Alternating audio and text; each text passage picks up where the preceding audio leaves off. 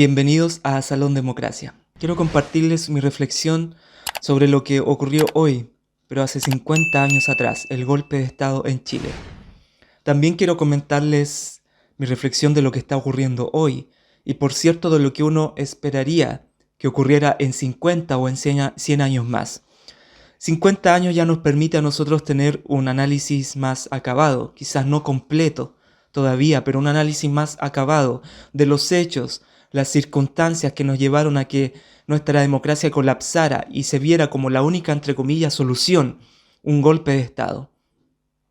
50 años nos permite también a nosotros tener aprendizajes para que en lo posible no volvamos a repetir los errores que se cometieron en el pasado.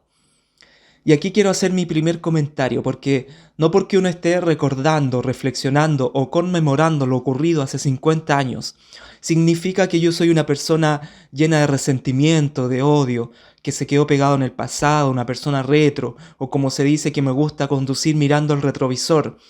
El recordar, el reflexionar, nos permite ejercitar la memoria, y ello es importante justamente por lo que decía antes, para tener los aprendizajes necesarios para no volver a repetir lo que ocurrió en el pasado. Y por supuesto que el análisis debe ser crítico, no dejarse llevar por eslogans ni por mitos, sino conocer los hechos como ocurrieron y obtener los aprendizajes necesarios para el bien de nuestra democracia. Entonces la pregunta aquí es, ¿hemos tenido aprendizajes? ¿Se ha consolidado nuestra democracia? Mi respuesta es sí. Por de pronto no hemos vuelto a un gobierno autoritario, todavía. Algunos dicen que la historia es cíclica en Chile. Pero hasta el momento no hemos tenido un gobierno autoritario. ¿Han habido avances? Claro que sí. Ha sido lento, ha costado, y para algunos, por cierto, que ha sido hasta doloroso. Tras el regreso a la democracia, el gobierno del presidente Patricio Aylwin estableció la Comisión Nacional de Verdad y Reconciliación, conocida después con el informe Rettig, que en mi opinión fue de los avances más importantes en reconocer a nivel de Estado las violaciones, las atrocidades que se cometieron con las violaciones a los derechos humanos por la dictadura de Pinochet. Luego vinieron los informes Valech 1 y 2 que entregaron información valiosa y por cierto escalofriante de la forma en que se torturó a miles de chilenos solo por pensar distinto. Se han condenado a centenares de militares que han pasado por Punta Peuco. Se ha condenado a Manuel Contreras, a Miguel Krasnov y así a muchos otros. Por cierto que uno hubiese esperado que se condenara al dictador por las violaciones a los derechos humanos. Ha habido justicia, pero sí, la justicia ha sido excesivamente lenta. Hoy reconocemos los actos terroristas que la dictadura cometió tanto en suelo chileno como en el extranjero. Por ejemplo, el asesinato del general Prats en Buenos Aires, que a mí me llama poderosamente la atención porque es el comandante en jefe en ejercicio mandando a matar a su antecesor. Hoy sabemos del asesinato que sufrió Orlando Letelier en Washington, Estados Unidos. En Washington, creo que es primera vez que Estados Unidos sufría un acto terrorista en sus tierras. Hoy conocemos de la Operación Cóndor, la organización de las dictaduras latinoamericanas para perseguir opositores. Entonces, claro, conocemos muchas cosas, pero también sabemos que Pinochet no reconoció estos actos cometidos en dictadura. Y por cierto, sabemos que las Fuerzas Armadas no han entregado información de dónde están aquellos que ellos hicieron desaparecer. Así como el Estado hizo desaparecer, el Estado debe buscarlos. Y esta es una herida abierta que nos va a quedar de por vida como país. Pido solemnemente a las Fuerzas Armadas y de Orden y a todos los que hayan tenido participación en los excesos cometidos que hagan gestos de reconocimiento del dolor causado y colaboren para minorarlo. Esta petición solemne que hizo el presidente Aylwin ha sido respondida por los gobiernos sucesivos democráticos de forma muy lenta. Yo creo que pudieron haber hecho más para sanar esta herida. Pero hubo alguien que sí respondió, también de forma solemne, pero en su estilo, que fue el entonces comandante en jefe del ejército Pinochet, quien dijo no tener razón alguna para pedir perdón por haber tomado parte de tal patriótica labor. El Ejército de Chile ciertamente no hay razón alguna para pedir perdón por haber tomado parte en esta patriótica labor. El Ejército de Chile declara solemnemente que no aceptará ser situado ante la ciudadanía en el banquillo de los acusados por haber salvado la libertad y la soberanía de la patria a requerimiento existente de la civilidad. Estos dos discursos reflejan muy bien en la situación actual que nos encontramos como país, porque así como hay algunos que condenamos el golpe de Estado, así también hay otros que lo justifican por el contexto que hubo en el gobierno de la Unidad Popular. Hablemos entonces del contexto, de la figura de Allende. Es difícil hacer un análisis de la figura de Allende. Generalmente uno lo suele dividir en dos. Primero la trayectoria política de Salvador Allende y luego el discurso final. El discurso mientras están bombardeando la moneda. Un discurso sereno, tranquilo, que a uno cuando lo escuchó por primera vez le impactó. Un discurso con el que trascendió a la historia y que por cierto también impactó al mundo entero. Pero este contexto debemos saberlo situar para tener un análisis más honesto. Sabemos que la Unidad Popular fue una respuesta de la modernidad al contexto social que se vivía en esa época.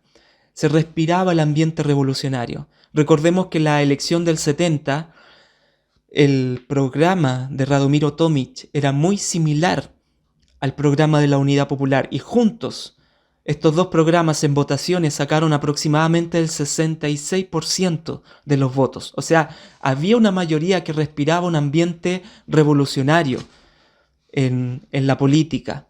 Fue una respuesta a la pobreza dura que había en ese entonces, con una alta desnutrición, con altos índices de pobreza, bajos niveles de alfabetización, altos índices de desigualdad, bajos niveles de acceso a la educación, a la salud. Era una pobreza dura en el campo, donde muchos campesinos no tenían ni siquiera dónde vivir, donde no se tenían las herramientas y había un bajo índice de productividad en las tierras. Entonces a este Chile la Unidad Popular intentó darle una respuesta. Y sabemos que Allende lo consigue ganando las elecciones y llevando por la vía democrática su proyecto revolucionario. Y de aquí que llamara la atención del mundo entero, porque era la primera vez que un marxista llegaba al gobierno por la vía democrática. Pero sabemos que todo proyecto revolucionario inevitablemente llevará a una confrontación con la clase burguesa, con la clase patronal, como se le decía en aquella época, incluso con la pequeña burguesía, la forma en como le llamaba la izquierda, de forma denostativa a la naciente clase media. Entonces, a pesar de ser un proyecto revolucionario, sabemos que Allende lo intentó llevar por la vía democrática, y así lo afirmó hasta sus últimos días.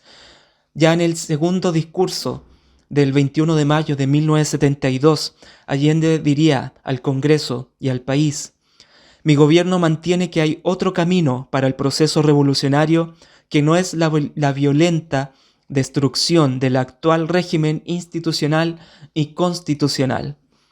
De aquí que se le criticara a Allende el tener dos almas, porque por una parte prometía mantener y resguardar el régimen institucional y constitucional, y por el otro lado le hacía guiños al poder popular, le hacía guiños a su proceso revolucionario. Entonces algunos dicen que estas dos almas llevaron a que Allende finalmente terminara como terminó su gobierno y como terminó su vida. Allende se negó hasta el final quebrar la Unidad Popular. Solo en los últimos días previos al 11 aseguró de que quería llevar a cabo un plebiscito, al menos eso es lo que nosotros conocemos hasta ahora. Pero eso inevitablemente iba a llevar a que la Unidad Popular se quebrara, porque el Partido Comunista, que se mantuvo siempre leal al gobierno, iba a estar con él, pero el Partido Socialista no. Por lo tanto, eso significaba en la práctica quebrar la Unidad Popular. Y solo hasta el final Allende estuvo dispuesto a eso. Pero sabemos que al final llegaron las bombas a la moneda y no pudo hacer ese anuncio. Por lo tanto, ¿era inevitable el golpe de Estado? En mi opinión, no. Habían otras alternativas. Sí, el momento político del momento era difícil, era peligroso. Los diálogos ya casi no se estaban dando, era muy difícil ver una salida política, pero habían alternativas. Creo yo que Allende en esos días previos al golpe estuvo dispuesto a hacer algo que le costó hacer hasta el final, quebrar la Unidad Popular, que al fin y al cabo era quizás la única salida política que había en ese entonces. Pero volvamos al primer año de gobierno, un gobierno que pareció afirmarse en 1971 y Allende tenía razones para estar optimista. En las elecciones municipales o de regidores, como se conocía en aquella época, de 1971, la Unidad Popular sacó poco más del 50% de los votos. Las familias, los trabajadores nunca habían tenido tanto poder adquisitivo como en aquel momento. Nunca las familias habían tenido tanto dinero para comprar. La inflación había bajado. Este flagelo que había afectado a tantos gobiernos anteriores, por fin había estado bajando. Pero sabemos que en los meses y en el año posterior todo llevaría a un bloqueo social y político, en parte y quizás sobre todo por las razones económicas de entonces. Las tendencias ya mostraban un déficit fiscal, la emisión de la moneda que se había vuelto abundante, porque sabemos que al gobierno no le estaban prestando dinero. Obviamente Estados Unidos había bloqueado que se le prestara dólares a Chile y la Unión Soviética, que la verdad que solo le dio migajas al gobierno de Allende porque no creía en su en su proyecto de revolución. Había una caída en la producción, se produjo un déficit de la balanza de pagos, el endeudamiento externo, que todo esto que condujo no a una inflación, sino a una hiperinflación, una escasez creciente de alimentos, la baja de los ingresos reales de los trabajadores, el aumento de la dependencia externa y el grave deterioro de la seguridad nacional. Todo esto que se fue agudizando con paros, con huelgas, con las expropiaciones. Sabemos que se expropiaron más de 800 empresas. Sabemos que se tomó la banca nacional, las tomas de los campos, la reforma agraria que se aceleró. Por ejemplo, en los 6 años del gobierno de Frei Montalva se expropiaron solo 600.000 hectáreas. En los 3 años de Allende se expropiaron entre 2 a 5 millones de hectáreas. Todo esto que fue confluyendo ya en el año 73, en mayo, Allende tenía problemas de huelga en el teniente, disturbios escolares por la enseñanza nacional unificada, que ni siquiera alcanzó a ser un proyecto de ley. La presión del poder popular, este poder amigo que así como el gobierno expropiaba, así como el gobierno se tomaba los campos, el poder popular los retomaba, asegurando por sí mismo el proyecto revolucionario. El famoso paro de octubre del 72 que dejó herido de muerte al gobierno. Y así todo esto llevaría a una confrontación directa con el Congreso, una confrontación directa con la Corte Suprema, el desorden político de la Unidad Popular, de los militantes de la Unidad Popular, muchos de ellos que solo estaban por agudizar las contradicciones en vez de llegar a acuerdos, como fue el caso de Carlos Altamirano, que llevó al Partido Socialista a ser sumamente intransigente con la postura que debía, con la posibilidad de que Allende pudiera conversar con sus adversarios políticos para encontrar una salida política. Y de ahí que Carlos Altamirano finalmente se retirara de la política como una autocrítica a su rol ejercido en los tiempos de la Unidad Popular. Todos estos problemas son una prueba histórica de que el gobierno de Allende fue un mal gobierno para el país. Hay que decir que Allende buscó hasta los últimos días el diálogo con la democracia cristiana. A través de Patricio Aylwin buscó Allende poder conversar cara a cara con Frei Montalva. A través del cardenal Silva Enríquez buscó conversar cara a cara con Frei Montalva, pero este se negó hasta el final. No quiso conversar con Allende. Y claro, uno lo entiende, la Unidad Popular fue sumamente crítica con su gobierno, pero uno hubiese esperado una mayor generosidad por parte de la ADC en esa época. Pero esto no exculpa a Allende de su mal gobierno. Y por supuesto que sabemos toda la intervención que realizó Estados Unidos, que realizó la CIA, para primero evitar que Allende llegara al poder y luego desestabilizarlo. Sabemos que 2 semanas aproximadamente antes que Allende asumiera el poder, sabemos que hubo una reunión a mediados de septiembre entre el principal agente de la CIA, que fue Agustín Edwards, el dueño del Mercurio, entre el presidente Nixon y Kissinger, para planificar lo que iba a ser la intervención de Estados Unidos con respecto al gobierno de la Unidad Popular. Impedir secuestrar al general Snyder, para así generar un clima de caos y que los militares tuvieran la razón, tuvieran la justificación para hacer un golpe de Estado. Finalmente sabemos que del secuestro terminaron asesinándolo al general Snyder. Y creo yo que este país le debe un homenaje especial al general Snyder como uno de los acontecimientos más oscuros que ocurrió en nuestra historia republicana. Luego sabemos también de que Nixon prácticamente ofreció todo el dinero disponible para hacer chillar la economía, como la famosa frase que se dijo en esa reunión. Por lo tanto, hubo intervención,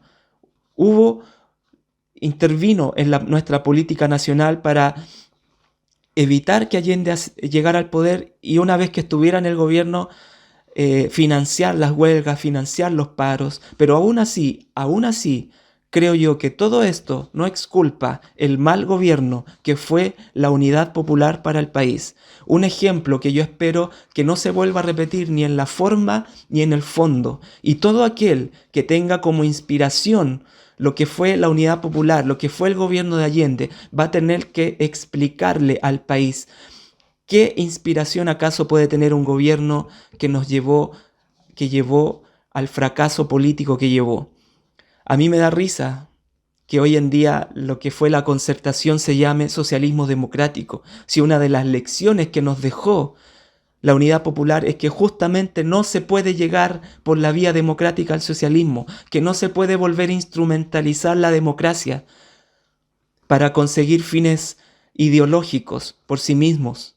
Entonces sí, fue un mal gobierno, que yo espero que no vuelva a repetirse en la historia. Pero ya que estamos hablando del contexto y sabemos de la grosera intervención de Estados Unidos y sabemos de las malas decisiones políticas, económicas de Allende, del desorden de la Unidad Popular, sabemos del MIR, de la violencia política que generó en las calles, no para buscar asegurar al gobierno de Allende, sino para sostener el proceso revolucionario que se estaba dando en el contexto y siempre por la vía de la violencia. Por supuesto que con todo ese contexto que nosotros sabemos, la derecha también tuvo responsabilidad en este clima de violencia política que se estaba dando. Conocemos de movimientos como Patria y Libertad y otros que generaron asesinatos. Ya hablamos del general Snyder. Conocemos creo que era Edecán Araya, que también lo asesinaron. Sabemos del joven presidente de la SOFOFA, Orlando Sáenz, que buscó desestabilizar al gobierno de Allende, no buscó una salida pacífica, buscó desestabilizar al gobierno de Allende. Sabemos del Partido Nacional con su líder Sergio Onofre Jarpa, que buscó ayuda internacional también para desestabilizar al gobierno de Allende, sobre todo en la dictadura de Brasil en ese entonces. Entonces, claro que también tienen responsabilidad, claro que también tienen aprendizajes que reflexionar, también tienen que buscar qué errores se cometieron en el pasado para no volver a repetirlos. Entonces, con todo el contexto que nosotros sabemos de entonces, el miedo, la inseguridad, la escasez, el paladar nacional que no resistió tanto socialismo, y obvio que había malestar, pero con todo ese contexto, ¿justifica el golpe de Estado? ¿Se justifica? En mi opinión, no se justifica. Estoy de acuerdo con quienes sostienen que no debiera separarse el golpe de Estado con lo que fue las violaciones a los derechos humanos, porque desde el primer día, el 11 de septiembre, ya se estaba torturando personas, ya se secuestraron personas y ya se hicieron desaparecer personas. Entonces, no debiera separarse lo que fue el golpe de las violaciones a los derechos humanos. Pero las personas que vivieron en la época tenían las cartas sobre la mesa y decidieron en función de ellas. No es mi atribución juzgarlas por las decisiones que tomaron en ese momento. Pero lo que sí nos toca a nosotros hoy es reflexionar, y lo que he estado diciendo a lo largo de todo este comentario, reflexionar los aprendizajes que nosotros podamos tener para no volver a repetir los errores del pasado. Entonces, para terminar, seamos honestos entre nosotros mismos. Hay algunos en nuestra sociedad de que van a justificar el golpe por el contexto y hay otros que no lo vamos a justificar. ¿Significa eso de que debemos paralizarnos como país y no avanzar en los temas urgentes que debemos resolver hacia el futuro? No deberíamos paralizarnos, de lo contrario estamos condenados a repetir los mismos errores que se cometieron hace 50 años atrás. Si seguimos en las trincheras políticas, estamos condenados a repetir los errores del pasado. Entonces, alguien me puede decir, eso es idealismo, es voluntarismo, que todos la unidad y que nos pongamos de acuerdo. Bueno, pero es que, ¿qué otra alternativa tenemos entonces? ¿Qué aprendizaje vamos a sacar de lo que ocurrió hace 50 años atrás? Esto no significa, bajo ningún punto de vista, el decirles a las familias que se vieron afectadas por la dictadura que ya es hora de cerrar el duelo. En ningún caso. Como dije antes, esta es una herida que nos va a quedar abierta como país de por vida. Pero también sabemos que hay situaciones en las que como país debemos mirar hacia el futuro y resolver de una vez por todas todos los problemas que nosotros tenemos como país, la inseguridad, las bajas pensiones, las reformas a las pensiones, la mala calidad de la educación pública, la tardanza en la salud pública para millones de chilenos, la creación de empleos que está estancada, el enorme déficit habitacional, los miles de millones de pesos que se pierden con la corrupción. Pongámonos de acuerdo en los temas que hoy necesitamos que exista acuerdo, pero no nos pongamos de acuerdo en retiros del 10%, en temas populistas. Pongámonos de acuerdo en mirada de largo plazo y dejemos la pelea chica, la política chica, porque si no, repito, estamos condenados a repetir los errores del pasado. Que estos 50 años entonces nos sirvan para ser honestos entre nosotros mismos. Hay un punto en que la mirada histórica no vamos a estar de acuerdo en lo que ocurrió hace 50 años. Entonces aprendamos que independientemente de nuestro desacuerdo, sí nos podamos poner de acuerdo en las materias urgentes que necesita este país. ¿Cuáles son esas materias? ¿Cuáles son esos temas en los que hoy tenemos problemas, que necesitamos que salgan de la trinchera política y puedan resolverlos? Bueno, muchos de esos temas los vamos a estar comentando en este canal de YouTube.